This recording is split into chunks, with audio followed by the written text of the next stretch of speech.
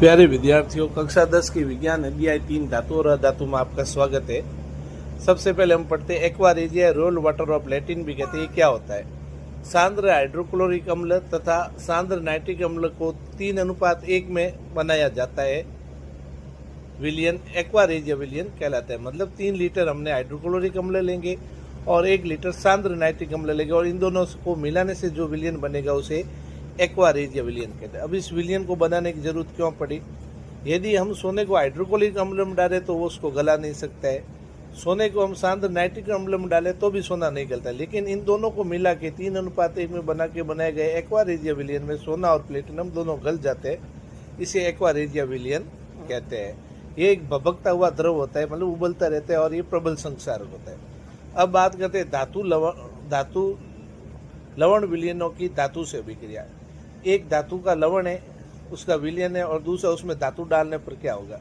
जब धातु लवण विलियन में कोई धातु डालते हैं तो यदि डालने जाने वाला धातु लवण विलियन के धातु से अधिक सक्रिय है तो उसको विस्थापित कर देगा, और कम सक्रिय तो उसको विस्थापित नहीं करेगा। जैसे धातु ए है, इसको हमने बी धातु के विलियन में डाला।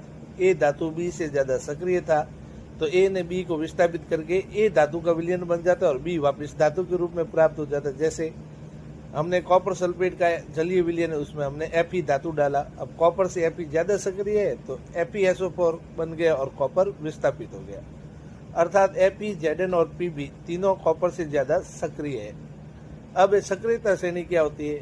सभी धातुओं को उनकी क्रियाशीलता के आधार पर अवरोही मतलब घटते हुए क्रम में व्यवस्थित श्रेणी को सक्रियता श्रेणी कहते हैं। सक्रियता श्रेणी में क्या होगा? सबसे ऊपर सबसे क्रियाशील, फिर उससे कम क्रियाशील, उससे कम क्रियाशील, मतलब अवरोही क्रम में व्यवस्थित किया जाता है। और इसमें से हर परीक्षा में एक सवाल पूछा जाता है। सबसे ज्यादा सक्रिय धातु पोटेशियम के, उससे कम सोडियम, और पोटेशियम और सोडियम दोनों हवा में जल जाते हैं क्योंकि ज्यादा सक्रिय पानी में जल जाते हैं। फिर इनसे कम कैल्शियम, ये हवा में तो नहीं जलता है और पानी की सतह पे नहीं जलता है, लेकिन पानी की सतह पे तैरता है।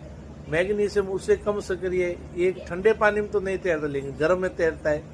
इससे कम सक्रिय एल्यूमिनियम, जिंक और Fe है। उससे कम लेड है, फिर हाइड्रोजन है, फिर कॉपर है, फिर मरकरी और फिर सिल्वर और गोल्ड। सिल्वर और गोल्ड इतने कम सक्रिय कि प्रकृति में मुक्त अवस्था में पाए जाते हैं। ये किसी से अभिक्रिया नहीं करते। इस सारणी से आपको लगभग एक बार एक सवाल पूछा जाता है। और अधिक जानकारी के लिए चैनल को सब्सक्राइब करें, लाइक करें और हमारे साथ बने रहे अगले टॉपिक के लिए। तब तक के लिए धन्यवाद।